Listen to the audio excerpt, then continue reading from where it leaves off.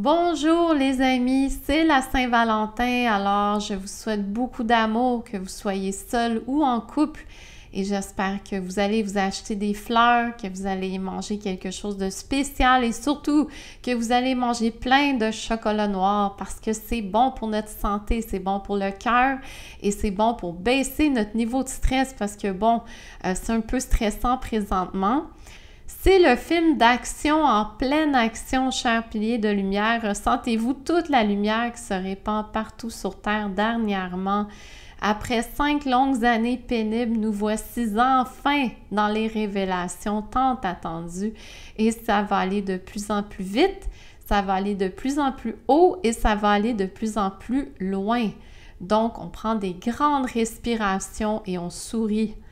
Pour les personnages colorés sur les réseaux qui se sont tournés subitement contre président Trump juste avant le 20 janvier, ils auront leur chemin de pardon et de vérité à marcher prochainement. Et je me tiens très loin des gens qui attaquent ou insultent nos piliers de lumière qui sacrifient tout pour nous sortir de cet enfer.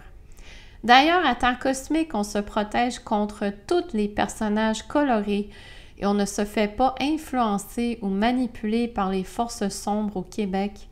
Nous restons fidèles au poste et nous rayonnons toute notre lumière durant les tempêtes terrestres. Alors aujourd'hui, je ferai un résumé des nouvelles importantes depuis 2 semaines et ça n'arrête pas.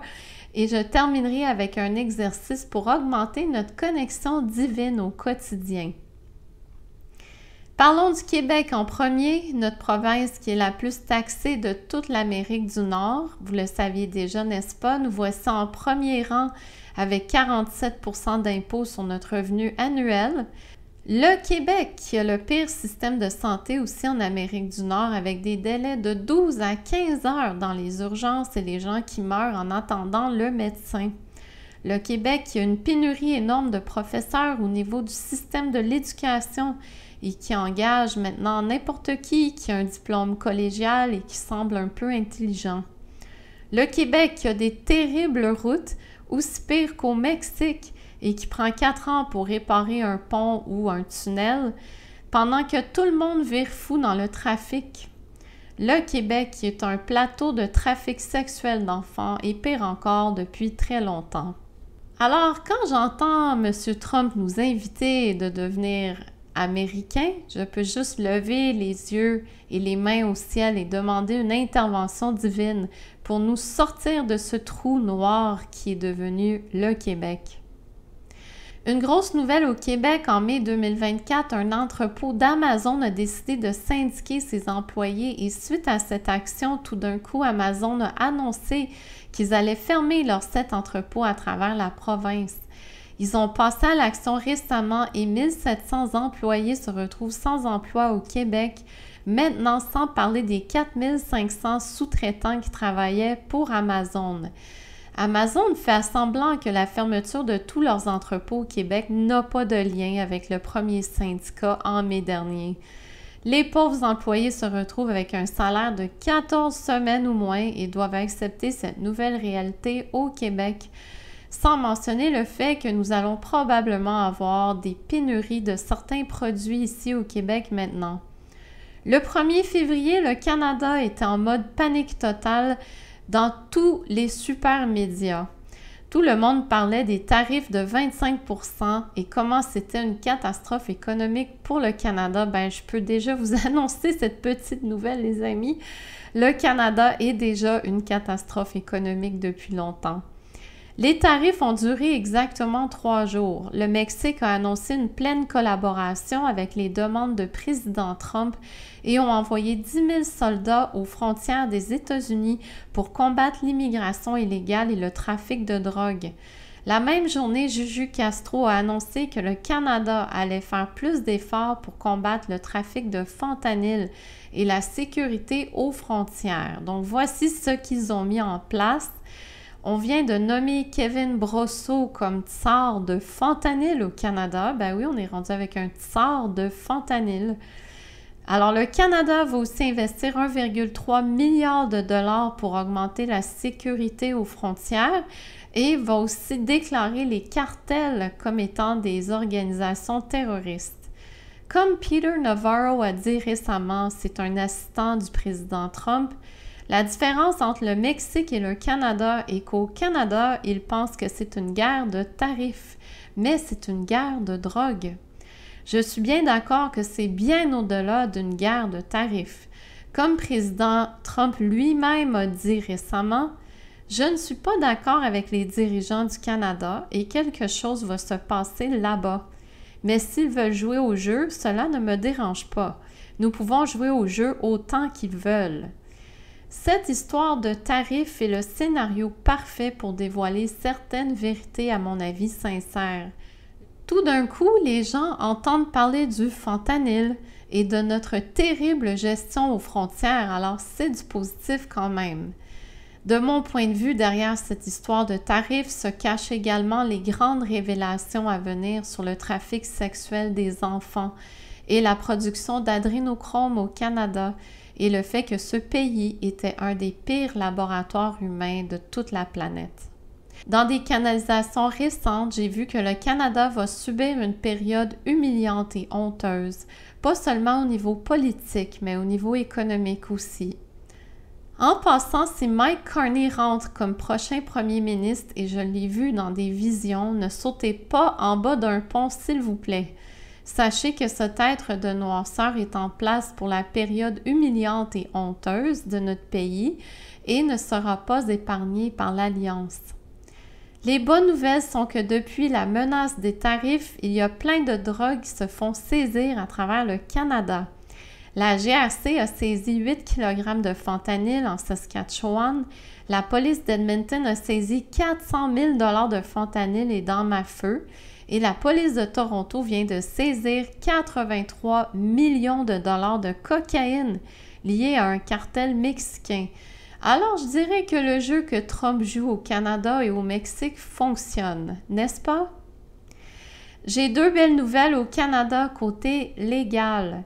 La Cour suprême de la Colombie-Britannique vient de donner raison aux employés de Purolator qui avaient perdu leurs emplois entre juillet 2022 et mai 2023 à cause de leur refus de vaccination. Purolator va devoir payer le salaire de centaines d'employés et j'ai fait beaucoup de recherches pour essayer de trouver le montant exact, mais il n'a pas été divulgué publiquement. Mais c'est une immense victoire ici pour les employés de Purolator. Je suis de tout cœur avec vous dans cette grande célébration. Une autre belle victoire pour les employés des compagnies aériennes maintenant à travers le Canada qui avaient déposé un recours collectif contre le gouvernement fédéral et le ministère du Transport. Le juge Michael Crinzen vient de valider leur recours collectif et ils passeront à la Cour fédérale sous peu.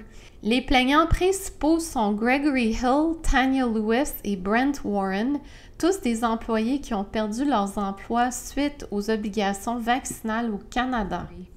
Donc, je vous tiens au courant pour la suite de ce recours collectif des employés aériens au Canada.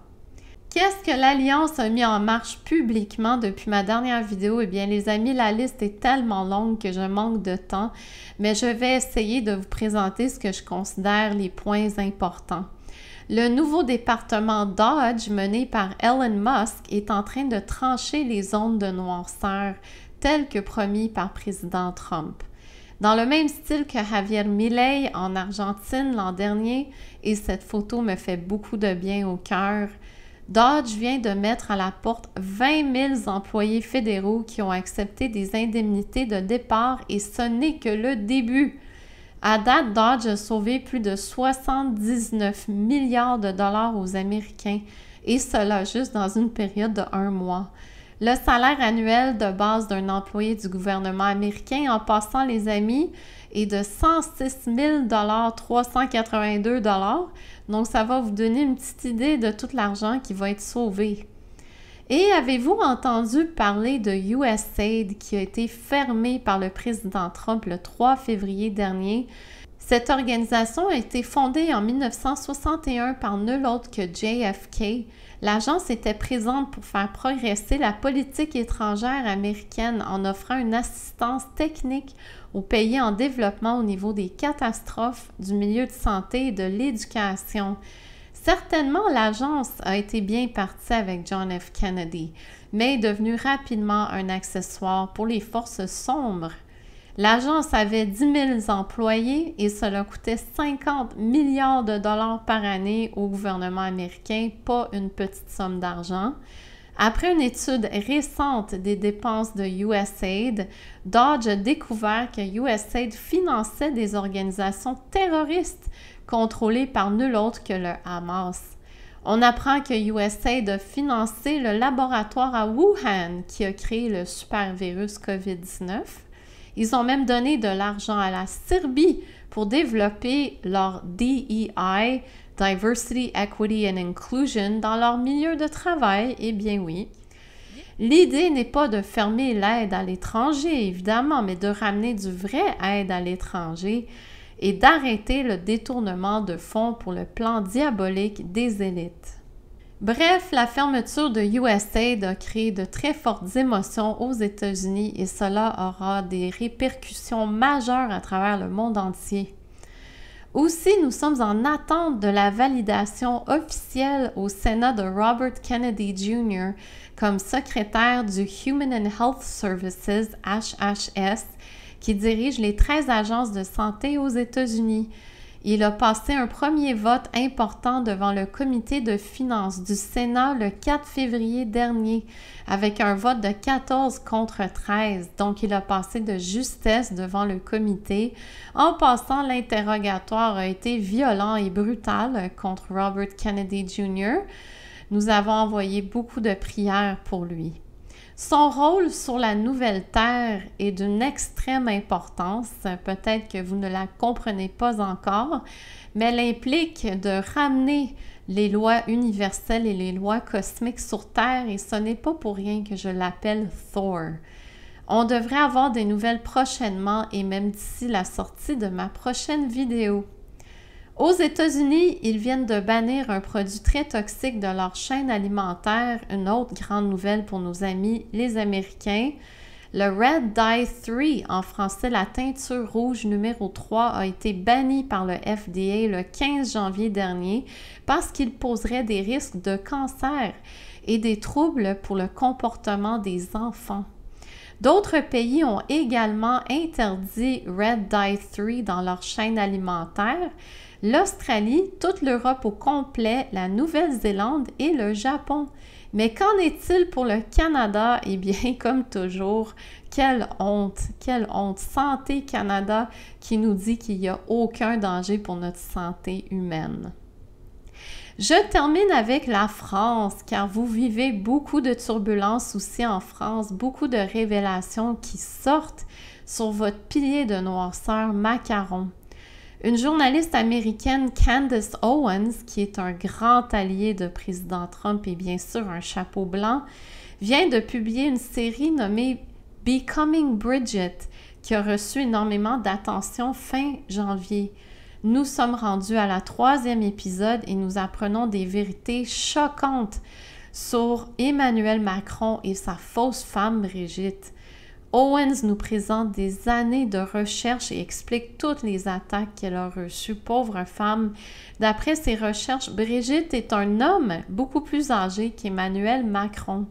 Leur relation aurait commencé quand Emmanuel était un mineur.